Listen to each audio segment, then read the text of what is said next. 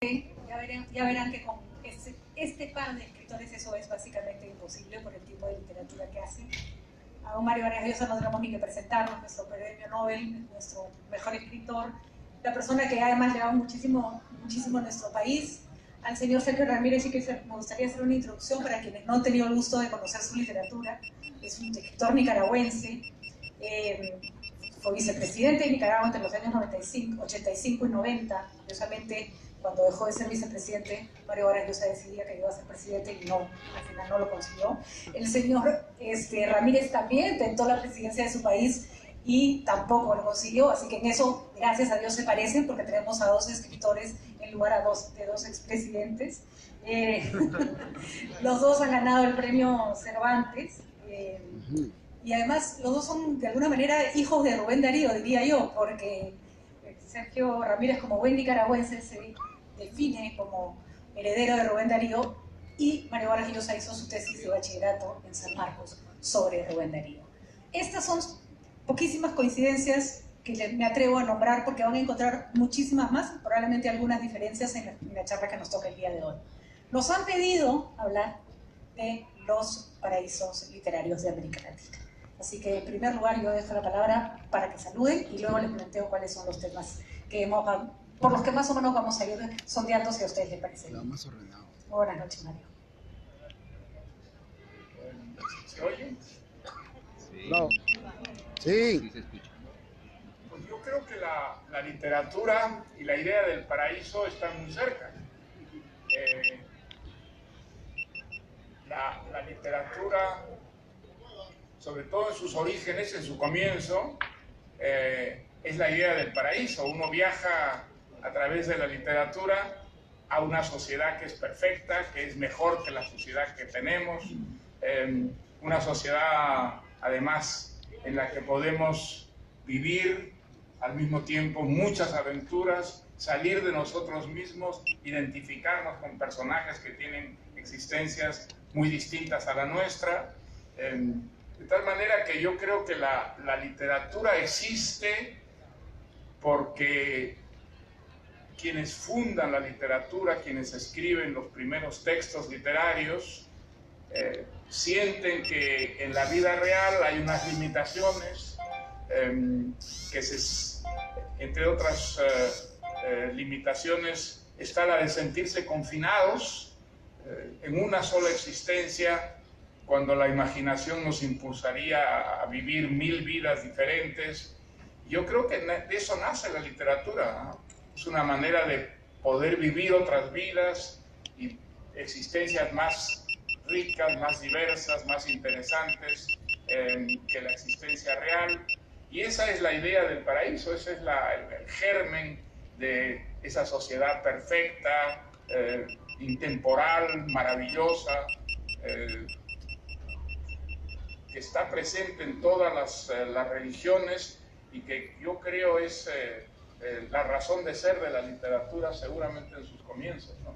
Es interesante porque efectivamente la literatura es un paraíso, y siempre lo ha descrito así Mario, como ese mundo que queremos alcanzar, esas vidas que no vivimos. Pero hay algo particular con los paraísos literarios de América Latina, porque hemos tendido a mirar a América Latina fuera de la literatura como si fuera un continente paradisíaco. Coinciden los dos en las lecturas que he hecho de ustedes en que la culpa, para empezar, la tuvo Colón. Porque llegó a una tierra que creyó era otra y proyectó sobre esta tierra más que la realidad que encontraba, la imaginación que buscaba.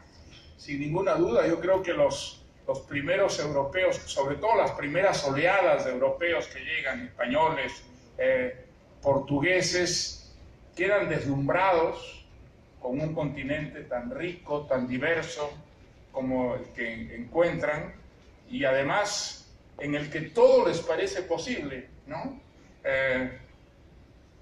Creo que es muy, muy fascinante esa búsqueda de lo imposible que caracteriza sobre todo a las primeras oleadas de descubridores, conquistadores europeos en América Latina. Un profesor norteamericano escribió un libro precioso sobre los libros del conquistador, y los conquistadores aunque fueran analfabetos, muchos de ellos, tenían en la cabeza los libros de caballerías, es decir, esos libros irreales, esos libros paradisíacos, muchos de ellos que tenían en la... Y esos libros, dice Irving Leonard, este profesor norteamericano, los llevó a materializar en la realidad americana pues todos los mitos que aparecían en las novelas de caballerías, El Dorado, las 7 ciudades de Cíbola, en fin, todos los grandes paraísos de las novelas de caballerías, y eso los llevó a recorrer América en busca de lo imposible, de tal manera que yo creo que es una tradición que ha quedado muy arraigada de todas maneras en Europa, proyectarse hacia América como a un mundo donde todo lo que no es posible en Europa podría ser posible, ¿no? Los europeos venían y no buscaban en América, o mejor dicho, no veían lo que había en América, sino proyectaban lo que ellos creían que iban a encontrar. Recordemos que América es básicamente, la encuentran de casualidad. Sergio Ramírez tiene una interpretación sobre que no solo eso da una mirada externa de los europeos hacia América Latina, sino que los americanos hemos fundado nuestra identidad, si se puede hablar de una identidad americana, sobre esta especie de error inicial. Sí, yo creo que una de las preguntas que siempre nos hacemos es ¿por qué el siglo XIX no hay una novela latinoamericana? Sí, la novela es un fenómeno del siglo XX, y si conectamos la idea de novela con utopía y la idea de utopía con paraíso, lo que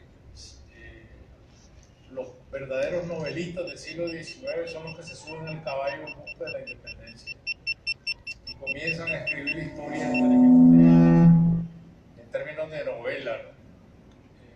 Hace poco acaban de declarar a Bolívar el personaje más importante del siglo XIX.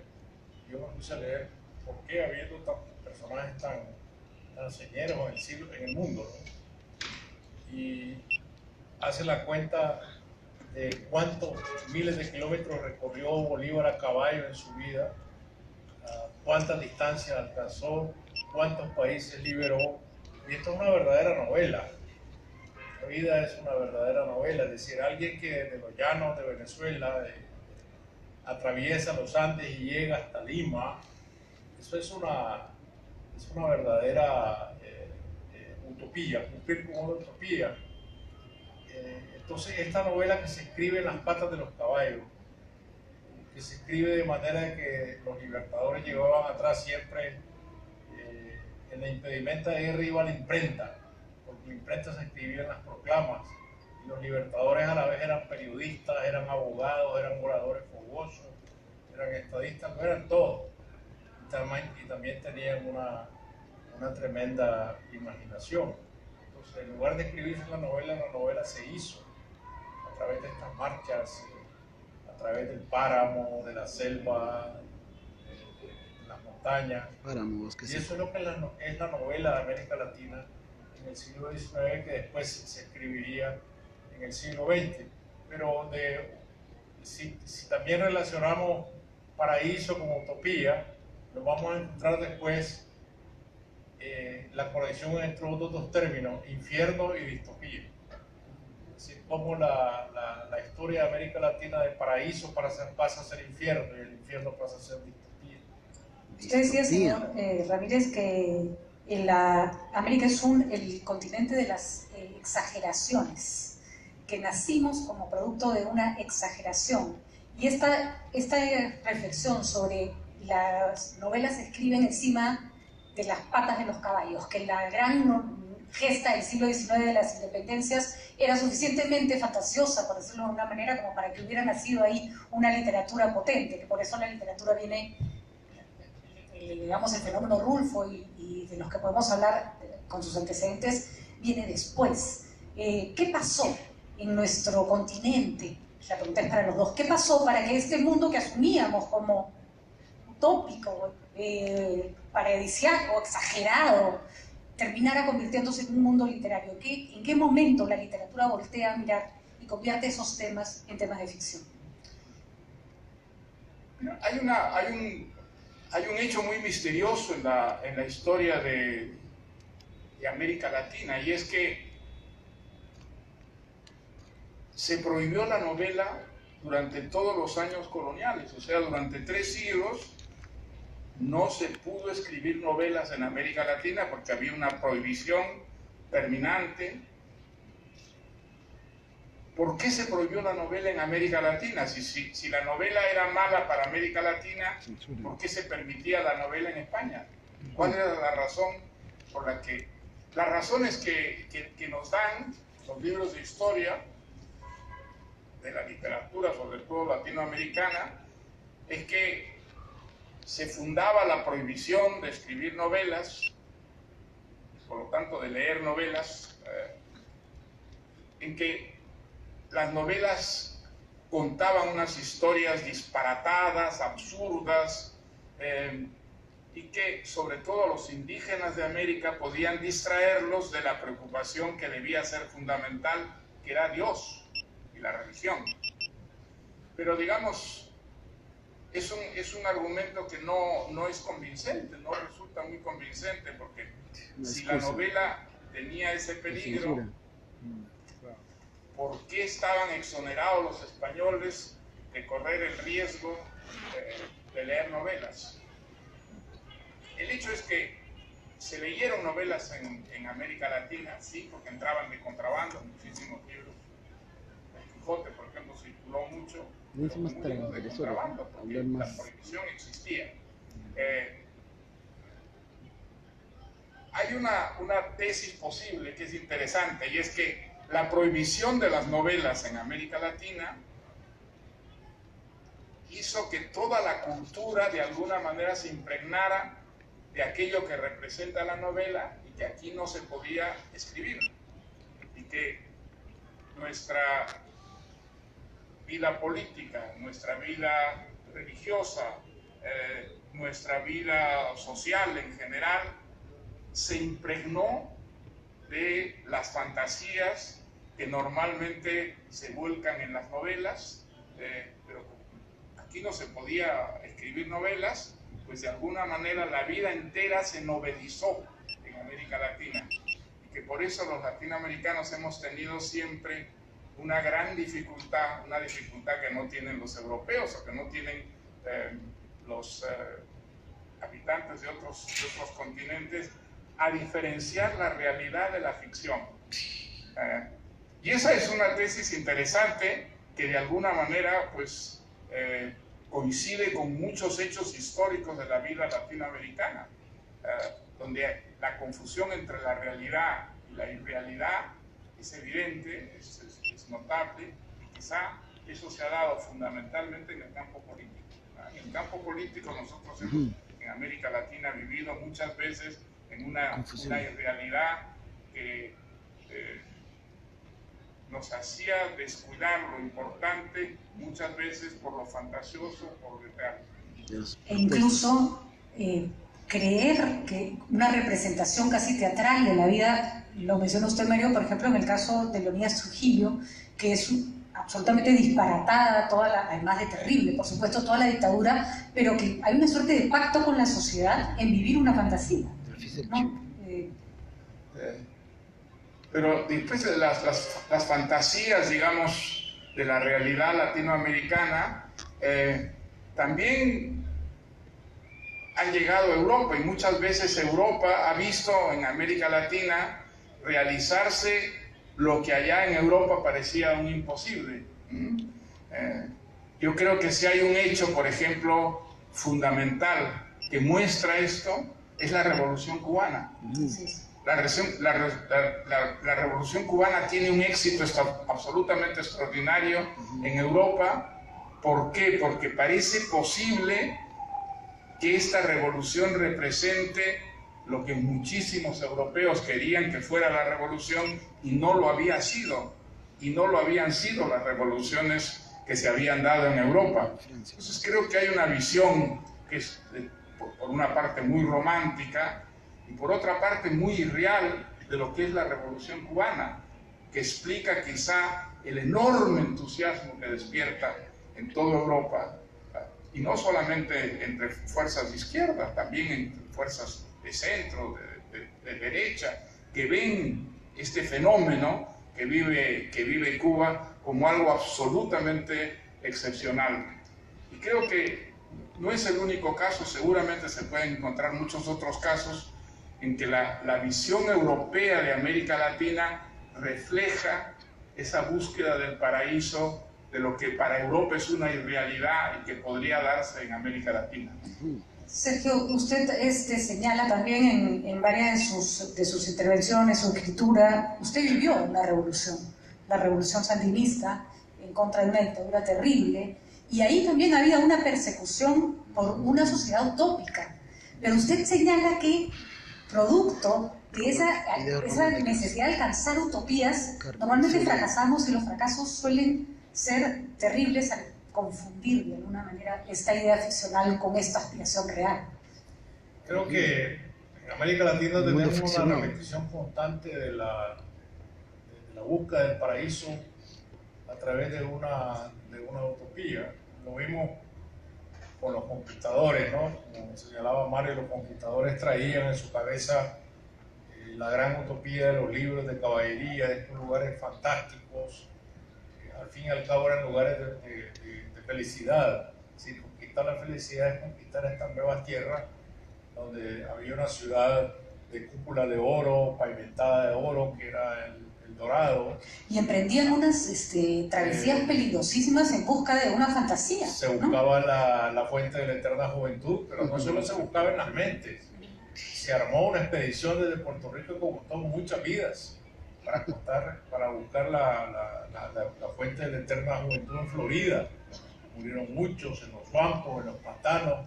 Quiere decir que se tomaba en serio la utopía. No es que alguien jugara con esta idea, sino que era capaz de comprometer sus vidas, de luchar por esta utopía. Entonces, vamos al siglo XIX, la búsqueda de la independencia es otra utopía. Es decir, perseguir el paraíso que describe Rousseau, que describe Montesquieu, de la perfección del equilibrio de los poderes, de las leyes, el reinado de las leyes, se queda también en las patas de los caballos, porque muchos libertadores se convierten en caudillos. Termino patas de los caballos. Lo primero que hacen es aprobarse a la hora de la independencia constituciones, que estas constituciones duran pocos días porque mandan a ser suspendidas por los mismos caudillos para liberar a estos países supuestamente de la anarquía, del desorden, e imponer la mano dura. El mismo Bolívar piensa en determinado momento en el imperio, en la restitución de un imperio que le dé autoridad única para que no haya anarquía. Entonces, la nación sudamericana, la viene siendo que dice el país bolivariano, la distopía, la imaginación da paso a una realidad completamente deformada, y es un fenómeno que se vuelve a repetir con la historia de las revoluciones en el siglo XX. Es decir, el marxismo es una utopía, la sociedad sin clases, la sociedad perfecta donde no hay injusticia, y esto después se vuelve una distopía. Se vuelve una distopía en Cuba, y es un experimento que vuelve a fracasar en Nicaragua. Y en Nicaragua fracasa un tenedor de dos dientes, que es el paraíso marxista de la sociedad sin clase, y la opción preferencial por los pobres de la nueva iglesia, que piensa en una sociedad en donde una revolución como la de Nicaragua, y por eso tienen tanto apoyo de los cristianos revolucionarios, puede acabar con la sociedad clasista y establecer una sociedad sin clase. Entonces, este gran sueño, y del cual se enamoran también muchísimos europeos, porque a Nicaragua llegaban miles de jóvenes belgas, alemanes, daneses, a vivir a Nicaragua este experimento, a vivir esto que en sus propias vidas no podían realizar. Sociedades que ellos despreciaban por ser sociedades envejecidas, y buscaban la novedad en Nicaragua. ¿Qué buscaban? Buscaban otra vez la utopía. Pero como Colón buscaban lo que querían encontrar, no lo que había, ¿no? Bueno, el caso interesante es el de León Pinelo, por ejemplo, que escribe un enorme libro, realmente ilegible, pero demostrando que el paraíso terrenal, el paraíso bíblico, estuvo en la Amazonía. Es un enorme libro lleno de citas bíblicas y da toda una demostración intelectual, cultural. Es un libro plagado de citas para demostrar que el paraíso terrenal estuvo en la Amazonía. Bueno, pero el Jardín de León, Colón en su diario símil, anota cuando pasa por la boca del Orinoco, no sé con qué elemento científico, que no puede ser más que utópico, ¿no? Fantasioso, dice: aquí está el paraíso terrenal, que emana de dos cerros gemelos, desemboca en el Orinoco estas aguas que vienen del paraíso terrenal, y él geográficamente lo ubica en la boca del Orinoco. Lo curioso es que venden esa idea de paraíso terrenal, ¿no? Somos nuestro origen producto de una enorme mentira o de una enorme ilusión, y luego las olas de españoles que vienen, no hay pues ningún paraíso, ¿no es cierto? Se encuentra con un continente endemoniadamente difícil, tanto en la parte geográfica como en la parte social. Pero hay un aspecto que me gustaría que comentaran, porque a los dos les preocupa mucho y lo trabajan maravillosamente, que hay algo que sí nos llegó con la conquista, que era una realidad, que es la lengua. Porque parte de nuestro origen fantasioso, mágico, paradisíaco es la oralidad. Y con la lengua llega la escritura, y con la escritura llega fijar buena parte de nuestra historia. Curiosamente Cervantes quiso llegar a América y no se lo permitieron, pero sí llegó su lengua, ¿no? Yo creo que es el gran aporte de los europeos a la realidad latinoamericana. No se sabe cuántos idiomas, cuántas lenguas, cuántos dialectos se hablaban en América Latina. Las cifras que dan los filólogos pues van de 1500 a 5000, a 6000, ¿no? Pero era la Torre de Babel, Y el español unifica gran parte de América Latina con una lengua que nos comunica a los propios latinoamericanos entre nosotros, y esto hacen los portugueses también en el Brasil. Lo que es, yo creo, absolutamente fundamental en esta lengua que nos viene y que nos integra y que nos comunica y nos muestra los denominadores comunes tan enormes que compartimos los latinoamericanos, es que una lengua como el español no es solamente esa lengua nos trae una cultura que está hecha de muchas culturas y que conforma lo que es la cultura occidental. O sea, con la lengua española llega la historia de Grecia, llega la filosofía griega, llega la cultura romana, llega la juridicidad romana, y nos llega a Occidente. Occidente desde entonces es un patrimonio tan nuestro como el de los españoles o los franceses o los italianos. Es decir, nos llega toda una cultura que es una cultura que ha enriquecido extraordinariamente la vida. Es una cultura que nos ha dado pues no solamente Cervantes, Shakespeare, Dante, Goethe, es una cultura que nos ha dado también las instituciones que han hecho avanzar más la civilización y el progreso, la democracia, los derechos humanos. Entonces es un gran aporte de la cultura occidental a la humanidad. Eso desde hace 5 siglos es también nuestro. Y eso llega precisamente con esa lengua que es un denominador común que nos unifica, nos comunica. Nada acerca tanto y nada distancia tanto como las lenguas, ¿no es cierto?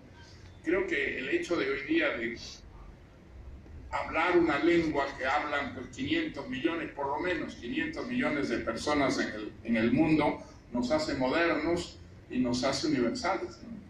Tenemos un continente entonces de origen paradisíaco y una lengua heredada. Una lengua heredada que, como dice don Sergio, es una lengua que además acá se enriquece con con todo lo que se encuentra, porque el crisol de lenguas del que habla Mario finalmente terminan alimentando a un español que no es el mismo español que se habla en España. Pero si nosotros trazamos una ruta de esta lengua, la lengua que llega a América, que llega primero al Caribe, es una lengua que ya viene muy transida del árabe, por ejemplo, ¿no? El enriquecimiento que trae el árabe, de las lenguas celtas, el latín, por supuesto, es una lengua ya muy rica. Y lo primero que se encuentra el español en el Caribe es con la lengua taína, con las lenguas caribes. Como entre la llegada de Colón a Cuba, a la Española, a Santo Domingo, y la llegada de Centroamérica pasan varias décadas. Y durante esas décadas el español se enriquece con el taíno, y el español que llega a Centroamérica ya trae al taíno incorporado. La palabra canoa, que es tan clásica, ya es una palabra taína, la palabra hamaca es una palabra taína, y eso ya llega a Centroamérica. Se encuentra con el náhuatl, con el mexica, se encuentra con la lengua del imperio azteca, y vuelve a sufrir este enriquecimiento. Cuando llega hacia el sur, se encuentra con todas las lenguas clásicas que se hablan en Tahuantinsuyo. Entonces es un enriquecimiento constante, y del español que nosotros hablamos en Nicaragua, por lo menos, de cada 20, 30 palabras, 5 serán en árabe y otras 5 serán en náhuatl, mexica. Y lo mismo sucede en el sur. Entonces es una lengua de lenguas. Y eso es lo grande que tiene el español, ser una lengua de lenguas, pero que es comprensible en todas partes. Yo creo que una distopía para muchos es esta añoranza de que volver al paraíso primitivo de cuando se hablaban todos estos dialectos en América, y esta nostalgia por lo perdido, y no el entusiasmo por lo ganado, es decir, esto de haber ganado una lengua.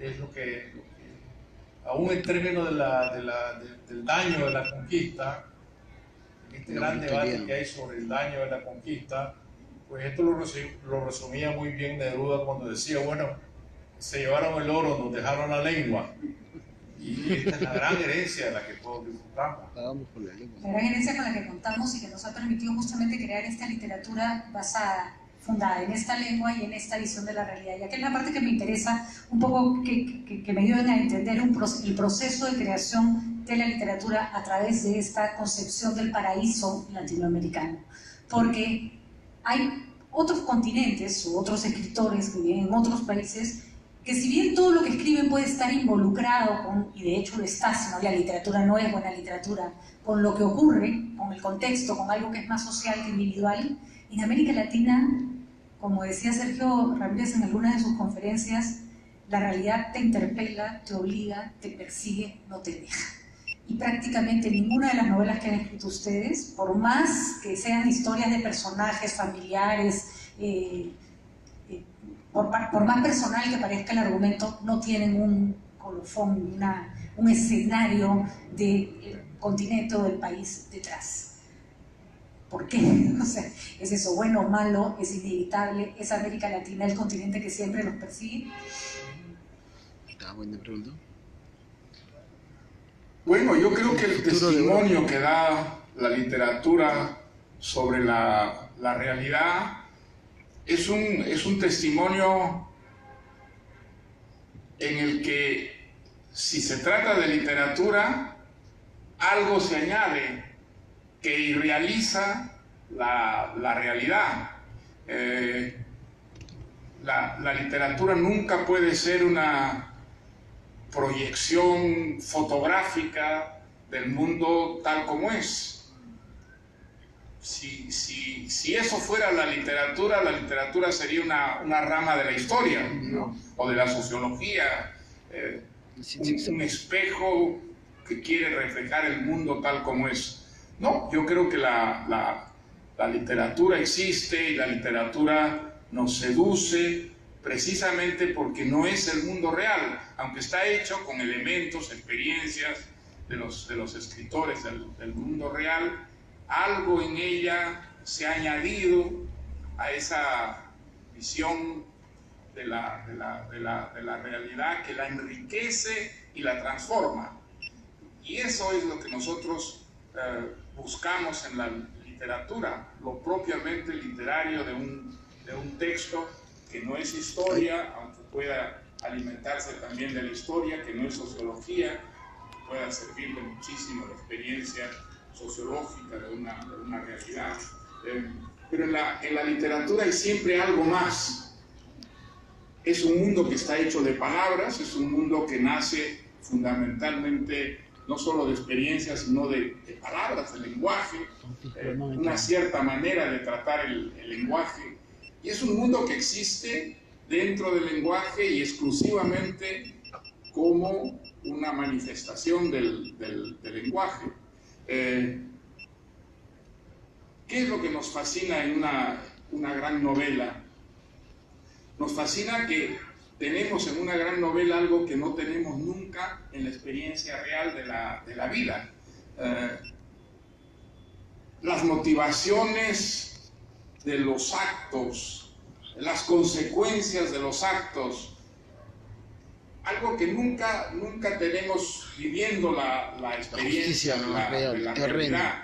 No sabemos de dónde vienen muchas de las conductas o de las convicciones o de los hechos que conforman nuestra vida, y tampoco tenemos una idea de las consecuencias, algo que en una novela normalmente sí tenemos y que nos permite un tipo de comprensión de la realidad, de la vida social, de la historia, que es mucho más completa, aunque no sea siempre fiel, ¿no? Muchas veces es infiel, pero en esa infidelidad, esa infidelidad de la literatura respecto al mundo real, muchas veces tenemos una perspectiva que nos hace entender mucho mejor cómo funcionan las cosas en el mundo real. Pero creo que es un error, y muy extendido por supuesto, pensar que las novelas son como la vida que se vive. No, yo creo que la vida que se vive es una vida distinta, y lo que buscamos justamente en la literatura es ese elemento que es añadido o restado de la vida real y que permite tener esa comprensión desde una perspectiva que es distante de lo vivido, ¿no?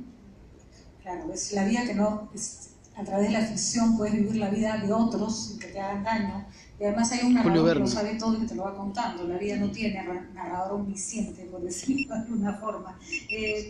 Sergio, un poco en ese mismo sentido, en el caso de la literatura latinoamericana, durante mucho tiempo, y eso es una cosa que después de la que se han distanciado otras, las generaciones de escritores más jóvenes, contaba usted, por ejemplo, el tema de la utopía como una necesidad no solo en la literatura, sino en la vida real, que fue lo que finalmente llevó adelante las famosas revoluciones. Pero usted hace una diferencia muy interesante en que no se puede separar en América y en la literatura latinoamericana lo individual o lo individual de lo público. Que una historia individual siempre termina contando la historia del entorno en la que se ha desarrollado, pero que eso no se da por las características del escritor, sino por las características de nuestro continente. Me gustaría que haga un poco más que desarrolle esa idea que me parece tan interesante. El tema geográfico en la literatura. Bueno, como hemos visto, siempre creímos en el pasado que el paraíso estaba en la otra esquina, ¿no? Pero más allá de la otra esquina, lo que apareció pronto el infierno, porque no hay infierno sin paraíso. Esta es una categoría dialéctica, ¿no? Entonces tenemos al otro lado el infierno, y pronto en sí comenzamos a descubrir el infierno, y la novela comienza a establecerse por medio de infiernos. Hablamos del infierno verde, El caos. la novela del infierno verde, que es la novela de la selva, la novela de los caucheros, La Vorágine, esta gran novela colombiana, es una novela del infierno verde. Doña Bárbara es otra novela sobre el infierno, de las grandes desigualdades en el llano venezolano. Y para Gallegos la utopía era una utopía modesta, la de Rómulo Gallegos, que se establecieran cercos en las propiedades. Esto era la civilización, porque los ganados se pasaban de una hacienda a otra y las tierras no estaban medidas. Entonces introducir el principio de la civilización, al cual doña Bárbara se niega, porque doña Bárbara es lo primitivo, es a que se dividan las propiedades. Y luego comenzamos a hablar de esta lucha entre, que otra vez es infierno versus paraíso, que es entre hombre y naturaleza. Así que es la gran propuesta de Sarmiento. Y luego caemos en las novelas de la guerra civil, en la gran novela de la Revolución Mexicana, sobre estas guerras que comienzan a asolar a los países independientes muy temprano, como 1910, que es la gran revolución mexicana, incluso antes que se produzca la revolución de octubre en Rusia. Entonces ya entramos en el conflicto y comenzamos a defender al infierno. Y comenzamos a ver a una novela que está muy íntimamente ligada a la realidad.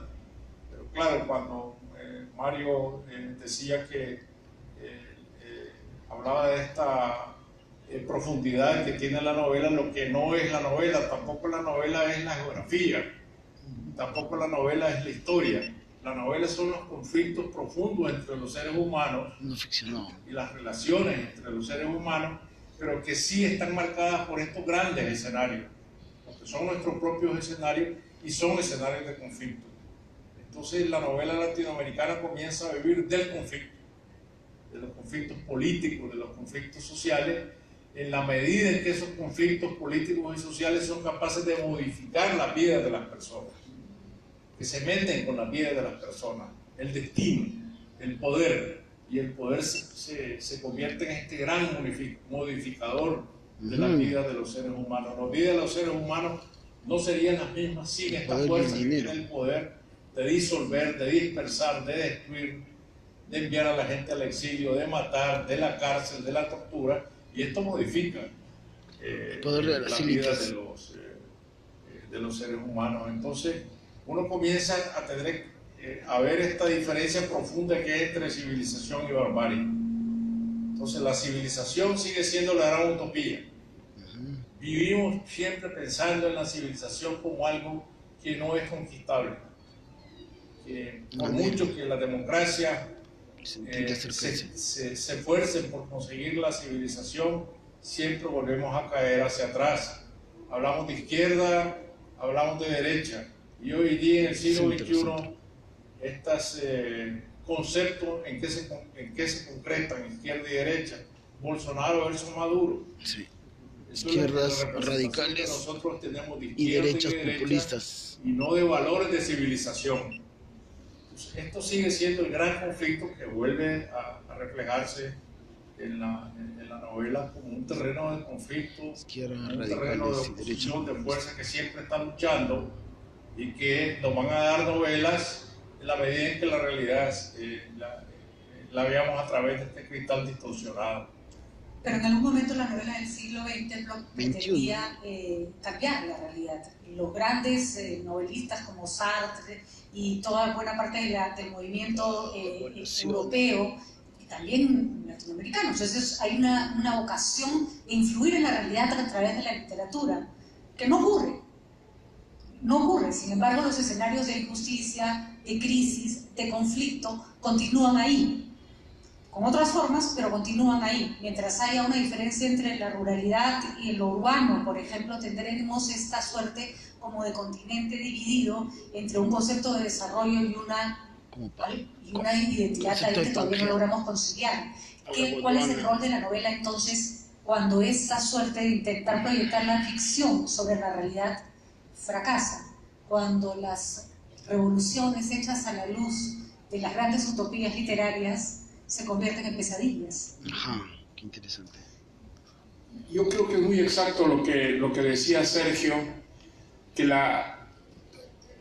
los comienzos de la novela en América Latina, que son del siglo XIX. La primera novela que es reconocida como tal, pues es El Periquillo Sarmiento, que es del año 1816, me parece.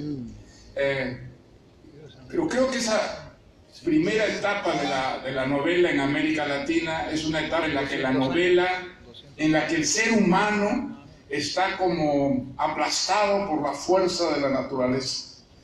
Son novelas en las que la naturaleza se come a los seres humanos.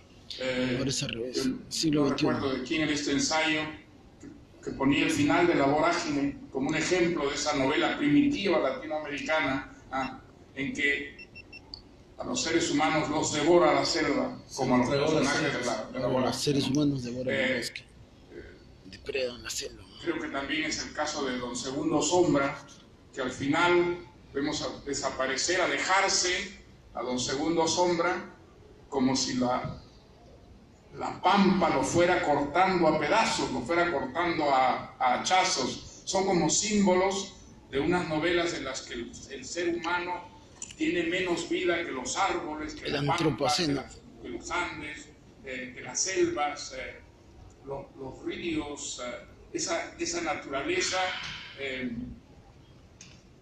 Y eso está totalmente en contradicción contra la cosmovisión de Vargas Llosa no tiene en cuenta la historia de la novela, que es una historia que coincide con la historia de las ciudades. Antes de que la vida fuera sobre todo ciudadana, ya existía una poesía, había una poesía riquísima, pero la novela nace con la ciudad. En realidad la vida de la novela es prácticamente paralela a la historia de las ciudades. Y entonces la novela en la que la naturaleza devora a los seres humanos y los reemplaza como la gran protagonista de una historia, es una novela que está como en contradicción con su propio ser, con su propia naturaleza. Yo creo que en América Latina por eso se escriben novelas que son muy interesantes, como prosa, como lenguaje rico, capaz de reproducir, ¿no?, lingüísticamente esa fuerza que tiene una naturaleza no domesticada, una naturaleza todavía indómita, libre. Pero la historia de la novela, la naturaleza de la novela, tiene que ver fundamentalmente, como tú decías, con los conflictos humanos. Son fundamentalmente los conflictos humanos que se dan en civilizaciones más o menos avanzadas que ya han llegado a la ciudad, han llegado a convertir a la ciudad en el centro de la historia, a reemplazar al campo como el centro de la vida social, de la vida política, de la vida cultural. Eso en América Latina es más bien tardío. Eso aparece en la novela latinoamericana pues solo prácticamente en el siglo XX, con algunas escasas excepciones en el siglo XIX, y surge cuando la novela se traslada del campo a la ciudad. Si pensamos en las grandes novelas latinoamericanas, en las mejores novelas latinoamericanas, pues son novelas de ciudad, ¿no? Machado de Asís, por ejemplo, un grandísimo escritor brasileño. El campo casi no aparece en las novelas de Machado de Asís. Son novelas citadinas. Ples Gana, por ejemplo, en Chile, que es un autor magnífico del siglo XIX, es un autor que describe sobre todo un mundo ciudadano, un mundo en el que el ser humano es el centro de la vida, del conflicto que describe la novela. Creo que a partir de entonces las novelas van volviéndose mucho menos naturales y mucho más ciudadanas. Ahora, lo que es muy importante, me parece, es no olvidar que en la literatura hay ese elemento añadido que no viene ni de la historia ni de la sociología, que viene de las obsesiones de un propio escritor. El escritor vuelca unas obsesiones, añade algo a la realidad, o le quita a la realidad ciertos aspectos, y esa es la originalidad de una visión novelesca de la realidad. Desde luego que la irrealidad puede ser una manera de acercarse también a la realidad. Hay novelas que son muy fantasiosas, novelas que son muy poco representativas de una experiencia vivida, pueden abrirnos a una visión de la sociedad muy rica, muy novedosa. Antes que Freud describiera la vida subconsciente, pues hay muchas novelas en las que esa vida subconsciente ya aparecía, ya estaba allí presente, aunque no tuviera, digamos, las definiciones psicológicas precisas que más tarde les daría Freud. La intuición guía muchas veces a los novelistas y los lleva a descubrir cosas en la realidad, en la vida social, en las relaciones humanas, que están todavía inéditas en el campo de la cultura, que no existen, digamos, descripciones científicas de ellas, pero que de alguna manera están ya anunciadas en ciertas novelas. Las grandes distorsiones de la realidad que suelen presentar las novelas, sobre todo las novelas de los grandes novelistas que tienen un mundo propio, un mundo que se distingue, digamos, de lo que es la experiencia común, tienen muchas veces esa característica. Nos hacen descubrir unos aspectos de la realidad hasta entonces desconocidas, ¿no? Si uno piensa, por ejemplo, en las novelas de Dostoyevsky, donde la riqueza de la descripción psicológica de los distintos individuos es tan rica, tan extraordinariamente variada y diversa, es un aspecto del mundo, de la realidad, que a él lo fascinaba, lo hechizaba, por razones pues, muy personales, muy diferente de un caso como el de Tolstoy, que más bien describía la historia, que quería llevar la historia a la literatura, que parecía muy, digamos, distanciado su mundo de la experiencia real, de la experiencia psicológica, íntima, que aparece tanto en la novela. Lo que trataba de decir de esta manera confusa es que la novela no es la historia, la novela no es la sociología, el testimonio novelesco de la realidad, si es literatura, es un testimonio que es muy infiel de la realidad. Si nosotros tratamos de superponer la novela a la realidad, no van a coincidir, sobre todo en el caso de las novelas que son realmente creativas. Ahora, esto no significa de ninguna manera que la literatura no sea una buena guía para entender la realidad. No, a través de esa irrealidad, a través de ese añadido que tiene la literatura, lo que es la descripción de la experiencia humana, uno puede entender mucho mejor muchas veces la realidad que lo rodea, y descubrir en la realidad o ciertos ángulos o ciertos filones o ciertas perspectivas que hasta entonces parecían absolutamente ciegas, inexistentes. Creo que hay en la novela siempre una protesta, porque la vida no es como uno quisiera que fuera realmente, y al mismo tiempo una gran distorsión de la realidad que materializa, singulariza las razones de esa protesta. Creo que una novela siempre es un acto de protesta contra el mundo, porque el mundo no es como uno quisiera que realmente fuera, y que esa protesta es inseparable de la descripción del mundo que la literatura nos presenta. Tal vez el acto de protesta más claro durante muchos años en la literatura latinoamericana es la figura contra la dictadura, la figura contra el poder, que ha generado buena parte de una cantidad de novelas podemos citar muchísimas, desde Yo el Supremo, Conversación en la Catedral, en fin, ustedes escojan la que más les guste, El Otoño del Patriarca, porque es curioso, porque Mario habla de la obsesión del escritor por sus temas, pero el tema por el poder y el tema por el abuso del poder es una obsesión de prácticamente todos los escritores latinoamericanos de una generación. ¿Sí? Yo creo que la novela tiene unos temas fundamentales que no han cambiado nunca, ¿no? Recuerdo yo el título de un libro de cuentos que a mí me ayudó muchísimo en mi formación como escritor cuando adolescente, Cuentos de amor, de locura y de muerte, de Horacio Quiroga. Ahí él define 3 temas fundamentales de la literatura: amor, locura, muerte. Pero falta uno aún más fundamental, que es el del poder. Amor, locura, muerte, poder. Nosotros podemos hacer subdivisiones de estos temas, pero siempre vamos a dar a estas grandes 4 fuentes con las cuales la novela siempre tiene que ver. Temática. Y entonces aquí viene esta gran fascinación que nosotros tenemos en América Latina por el poder.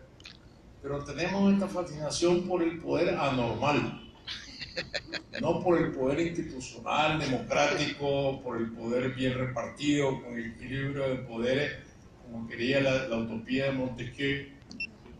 Porque ese poder no sería atractivo para nadie. Sería aburrido. Ese poder en donde un presidente gobierna 4 años, se va para su casa a vivir a la misma casa que tenía antes, que no se enriquece, que no roba, que no tiene arrogancia. Eso no interesa, que no sea un a la caudillo, literatura. que no sea un populista. Para nada. La normalidad no interesa a la literatura. Pero entonces la exaltación verdadera de la anormalidad es la dictadura. Es el abuso del poder. Desde que alguien llega al poder y quiere quedarse para siempre, comienza a ser anormal. Y por lo tanto comienza a ser atractivo Dictaduras para la literatura. Siglo XXI. Y otros atractivos que tiene esta figura del tirano, del dictador, es su conversión hacia lo negativo. Pongamos por caso el doctor Francia.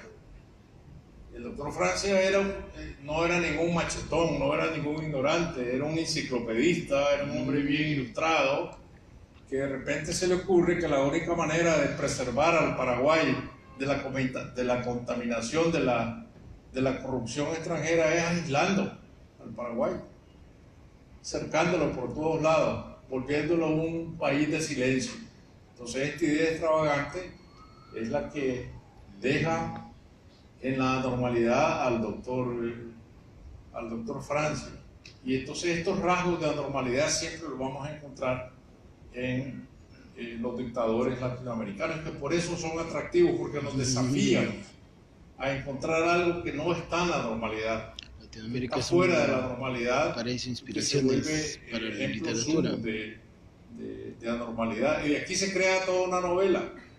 Yo creo que no hay ninguna otra novela en el mundo, ninguna otra literatura en el mundo que hable de la novela del dictador.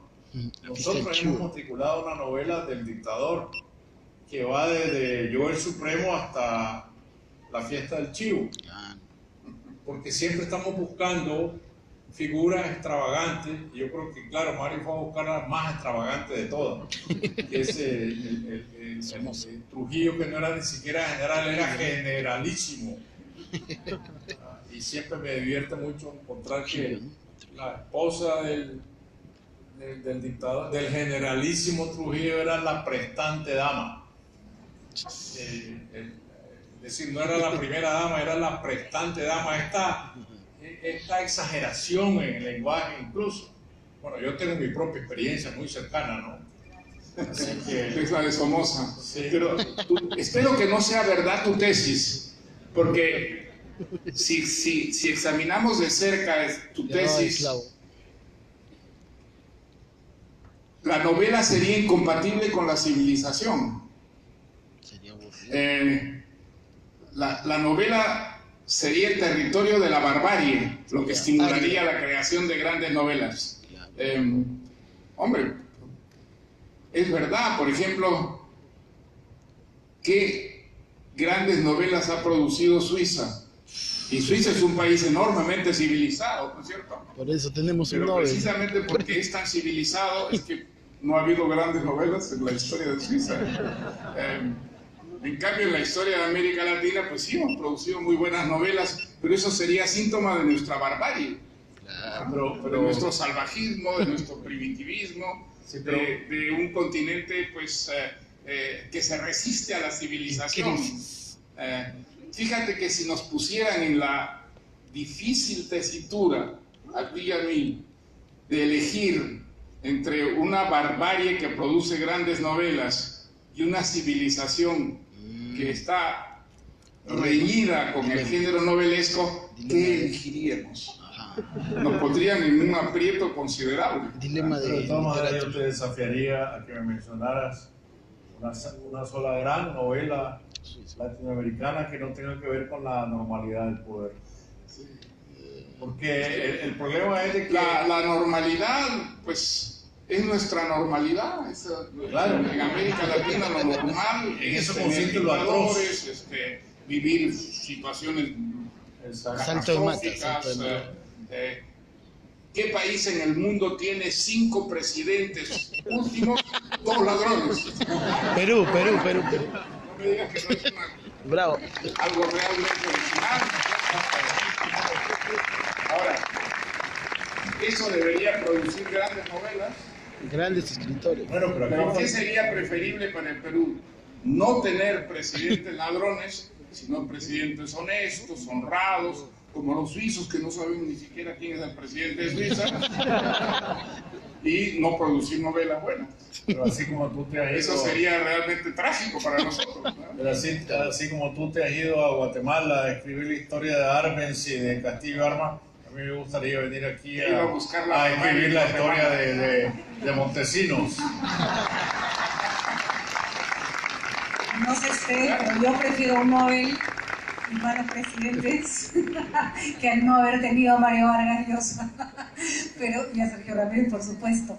Pero esa es una constante que a mí me gustaría que ahonden un poco más en ese tema. Alonso Cueto decía en un artículo que estoy leyendo antes de venir a esta conversación que el paraíso de los escritores es el infierno de las naciones. Que efectivamente, gracias a estos caldos de cultivo de naciones imperfectas, es que ha habido grandes novelas. Y a ver, Mario, Sergio, ayúdenme a recordar, Carlos Fuentes tuvo en un momento un proyecto fantástico, una lástima que no se llevara a cabo, de asignarle a cada escritor latinoamericano un dictador. Era así, algo así como, escoge tu dictador y escríbete algo. Y se quedó un poco en nada, pero el solo hecho de intentarlo ya daba cuenta del laberinto en que vivía. Fue un proyecto de Carlos, efectivamente. Nos asignó nuestro dictador y al final pues no lo hicimos, íbamos a hacer, eran relatos, ¿no? Eran relatos, cada uno iba a tener su dictador, iba a hacer una historia sobre su propio dictador, y al final no se hizo, pero de alguna manera se hizo, porque al final pues Roa Bastos escribió sobre el doctor Francia, yo escribí sobre Odría, Alejo Carpentier escribió sobre Henri Christophe, el dictador haitiano, un libro maravilloso que es El reino de este mundo. O sea, hay muchos casos. El otoño del patriarca. El otoño del patriarca, García Márquez. Entonces, el proyecto de Carlos Fuentes, de alguna manera, muy distinta, porque él pensaba que escribiéramos cuentos sobre nuestro dictador favorito, nuestro dictador preferido. Al final no hicimos cuentos, pero terminamos escribiendo novelas sobre dictadores, ¿no? Decía Sergio que el drama de América Latina es que el caudillo se transforma en Personaje. se transforma en dictador y que el dictador termina en el día de hoy siendo un populista. O sea, finalmente la ausencia de instituciones o la fragilidad de nuestras instituciones han devenido en que el poder siempre se personalice y que, claro, tengamos estos personajes más fantásticos para las novelas y desastrosos para nuestros países. Porque siempre tú vienes desafiando la lógica. Aquí en los 80, en solo 80, parecía que las dictaduras militares las dictaduras atroces que en el Cono Sur se llegaron a llamar dictaduras científicas, porque mataban muy selectivamente, comenzaron a usar las computadoras para matar en Argentina y en el Brasil, para exterminar gente. Eso había sido un sustituto de las dictaduras folclóricas del trópico, Batista, Somoza, Trujillo, que eran, como decía Rubén Darío, panteras engalanadas, ¿no? Vienen los dictadores del Cono Sur, viene este periodo democrático de los años 80, comienzan a elegirse gobiernos y parece que las dictaduras pasaron ya a la historia. Incipientes y sin democracias. embargo, el siglo XXI nos trae nuevas dictaduras, nuevas tiranías, bajo nuevas concepciones, bajo nuevos ropajes, tanto de izquierda como de derecha, y esta es la extensión que tiene el término de dictadura. Aparece Fujimori, aparece Chávez, aparece Ortega ahora, después aparece Maduro. Es una nueva generación de dictadores. Cada uno va creando sus propios territorios literarios. Ahora, son dictadores con menos color, ¿no? Menos, son de una mediocridad espantosa, por lo menos teníamos grandes demonios, ¿no? Eso les daba una cierta grandeza, terrible, horrible, pero había cierta grandeza. En cambio, qué mediocridad tan espantosa, dictadores tipo Maduro, qué mediocridad horrible, qué personaje tan espantosamente gris, sin personalidad, es verdad, yo creo que hay como un empobrecimiento de los calidad de dictadores, pero se han mediocrizado espantosamente. Claro, pero si dejas de ver el atractivo de la figura como tal, la extravagancia, claro que siguen siendo figuras muy extravagantes. Alguien que habla con los pájaros no deja de ser una figura extravagante, ¿no? El socialismo ornitológico, ¿no? Entonces, o cuando el poder se controla por medio del esoterismo, de las brujerías, eso también sigue siendo un atractivo en la literatura. Pero también, visto desde las consecuencias de lo que yo hablaba primero, de lo que la dictadura provoca en las sociedades. Yo creo que esta catástrofe, este cataclismo de Venezuela no se ha visto en la historia de América Latina, provocada por una obcecación ideológica o política o de ambición personal por sostenerse en el poder. Es una cosa verdaderamente atroz. Sí. Yo creo que eso es cierto, Sergio, pero tengo la impresión de que es como el fin de la historia de las dictaduras. Yo tengo la impresión de que esas dictaduras tan absolutamente mediocrizadas, por más de que maten, torturen, roben, pero digamos, narcodictaduras. Tengo la impresión que es una época que se cierra con estos dictadores. Mi impresión es que América Latina ya no es eso, América Latina. Ya esos dictadores como Ortega o Maduro son como excéntricos a lo que es la realidad de América Latina. Lo que tenemos, y yo creo vamos a seguir teniendo, son democracias muy imperfectas, pero que esos dictadores son como unas irrealidades que ya no corresponden a lo que es la América Latina de hoy en día, lo que son las nuevas generaciones de latinoamericanos. Creo que desentonan, son tan absolutamente írritas a lo que es hoy día América Latina, que con ellas va a terminar ese periodo, y quizá ese final tan absolutamente mediocre, burocrático de los dictadores actuales, pues es como el fin de una época, ¿no? Ojalá lo sea, y ojalá las democracias imperfectas que tenemos pues se puedan renovar, se puedan limpiar de toda esa porquería que arrastramos, la corrupción, por ejemplo, la terrible corrupción que es el cáncer, ¿no? de nuestras democracias actuales. Pero de alguna manera creo que el dictador espectacular, terrible, demoníaco, es de otra época ya. Eso ya no tiene nada que ver con la América Latina de nuestros días. no está representado América Latina con esas figuras tan absolutamente írritas, forzadas, un Ortega, un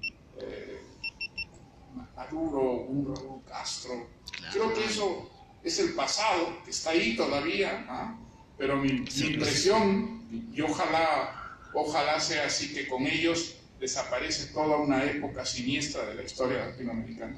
No, eso significaría que los novelistas tienen que irse con la música a otra parte. o cambiar de género, ir a la poesía. La poesía sí puede existir con la democracia. La novela es la que tiene dificultades con los países estables, con los países que funcionan. Es terrible porque los grandes países democráticos, los países que han llegado a una civilización realmente extrema, no producen grandes novelas. El asunto es que Suiza no produce grandes novelas, Suecia no produce grandes novelas, ¿no? Ha producido poetas, grandes poetas, ¿no? La poesía sí puede existir con la normalidad, con la civilización, con el progreso. La novela tiene grandes dificultades para encajar en esos países estables que representan la civilización. El asunto es que todos estos personajes extravagantes, los dictadores tipo Trujillo, Somoza, Batista, han comenzado a ser sustituidos en la realidad y por lo tanto en la literatura también por otros nuevos reyes de la baraja extravagante que son los jefes del narcotráfico. Claro, Que son también grandes personajes novelescos. Son personajes que coronan reinas de belleza, que tienen retretes de oro puro, palacetes, zoológicos particulares, importan tigres de Bengala, elefantes del África. Allá han perdido unos hipopótamos en el Magdalena, que son de las ruinas del zoológico de Pablo Escobar. Se han reproducido los hipopótamos. Eso pertenece más bien a la novela que a la realidad, pero ahí está, ¿no? Finalmente creo que es esta reedición en el narcotraficante del concepto de reyesuelo del dictador latinoamericano que dio pie a tantas novelas, ¿no? El uso desmedido del poder. Exacto. Y con dinero. En este caso el poder del dinero que se transforma en poder político. Claro. Es decir, el poder político que tuvo el Chapo Guzmán en México es realmente increíble. El que tuvo el Rey de los Cielos, que controlaba todos los vuelos de la cocaína hacia México. Ese es otro gran personaje, ¿no? Muy extravagante y muy poderoso. Yo empecé esta conversación diciendo que gracias a Dios estos personajes habían perdido elecciones porque entonces nos habíamos quedado con dos grandes escritores. Pero hay un punto, porque ya tenemos que ir cerrando, que sí me gustaría reflexionar con ustedes. Hemos reflexionado sobre la realidad y su influencia en la ficción y cómo la ficción se alimenta de esta realidad. Mario, usted dice una cosa sumamente importante y es que cuando se confunde realidad con ficción se va un poco todo al traste. Sin embargo, en una conferencia muy interesante que hizo sobre política y literatura, usted dijo una frase que a mí me parece que sí nos hace lamentar que personajes como usted no hayan llegado a dirigir las naciones que pretendían dirigir. Es que la política sin literatura pierde el lenguaje y pierde la capacidad de informar ideas y nos quedamos con un discurso político chato, burdo, que ya no representa absolutamente nada. Y creo que cuando hablamos de estos nuevos personajes del poder latinoamericano que no alcanza para ser un personaje de una novela, tiene que ver un poco con eso, con la pérdida del lenguaje literario o del lenguaje culto o del lenguaje de las ideas en la política. Y de eso sí pareciera que estamos padeciendo mucho en América Latina. Bueno, yo estoy completamente de acuerdo contigo. Yo creo que si hay, digamos, un empobrecimiento del lenguaje, se da sobre todo en el ámbito político. Creo que el lenguaje político en América Latina está hecho de estereotipos, de lugares comunes, que no hay ninguna creatividad, autenticidad en el lenguaje. Y yo creo que refleja, por desgracia, lo que es una realidad política. Es una realidad política hecha de estereotipos, de lugares comunes. es muy difícil que esa realidad alimente un lenguaje realmente creativo, realmente auténtico, genuino, porque la realidad política de América Latina no es eso, no lo es todavía, lo es más en algunas partes que en otras, sin ninguna duda, pero no hemos alcanzado todavía, digamos, una política que merezca un lenguaje que sea realmente genuino y creativo. Eso se da en la literatura en América Latina, sin ninguna duda. Hay grandes escritores, grandes prosistas, grandes poetas, pero grandes políticos no tenemos en América Latina. No hay grandes políticos, y esos grandes políticos, pues, cuando existen, crean su propio lenguaje, y leerlos es algo que resulta tan cautivante como leer una buena literatura, ¿no? Sergio, usted decía que en Nicaragua la gente se saluda de poeta, y eso me parece una belleza, como un país donde la gente se saluda de poeta, se trata de poeta, puede tener un presidente como el que tiene, donde la poesía parece haberse ido al traste, ¿no? Que no hay ningún país que tenga tantos poetas como Nicaragua. Es un caso realmente extraordinario. En Nicaragua, yo creo que todos los nicaragüenses son poetas, o casi todos, ¿no? Hombre, algunos son mejores que otros, pero digamos, por el número yo creo que aventaja a cualquier país. El problema es que tenemos a los malos poetas en el poder, ¿no? Y eso es un asunto de la calidad del lenguaje también. Yo creo que la diferencia que señalaba Mario, tú le preguntabas del empobrecimiento del lenguaje, yo creo que hay un elemento muy importante aquí que es la mentira. En la literatura la mentira es lo más legítimo que hay. Mientras más un escritor miente mejor, pues le va mejor, ¿no?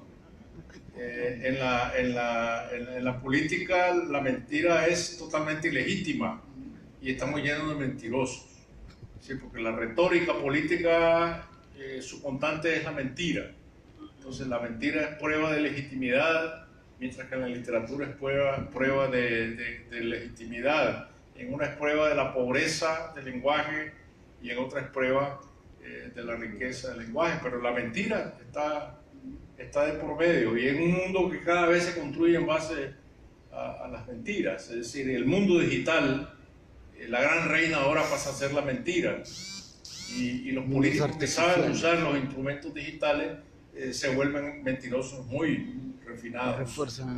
Empezamos hablando de que el continente americano nace por una mentira de Cristóbal Colón, y miren en lo que hemos terminado. Seguimos hablando de la mentira 500 años después. Antes de terminar, yo no sé cómo hacer esto, porque no sé si un aplauso es el gesto más significativo. Por supuesto, un aplauso para esta maravillosa conversación. Se las pido fuerte. Ha sido un lujo escuchar a este par de hombres inteligentes que han hecho tanto por sus países. Pero voy a pedir algo tal vez un poco raro. Un aplauso para recordar que Nicaragua vive todavía momentos muy, muy difíciles, que hemos monopolizado en la preocupación en Venezuela, y en Nicaragua se viven momentos muy difíciles, y que Sergio Ramírez es una de las personas que lucha contra eso y se merece nuestra solidaridad. Gracias, señores.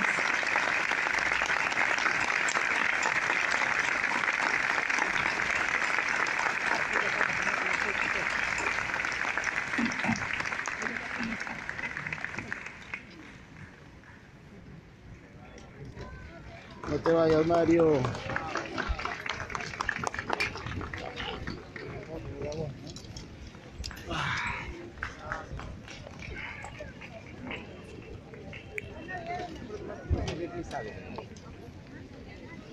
Gracias, Mario.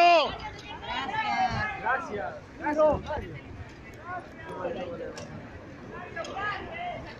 Mario.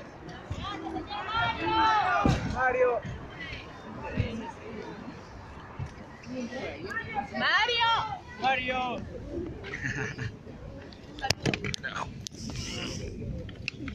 Cuidado. Un ratito. ¡Bravo, Mario! ¿Qué fue?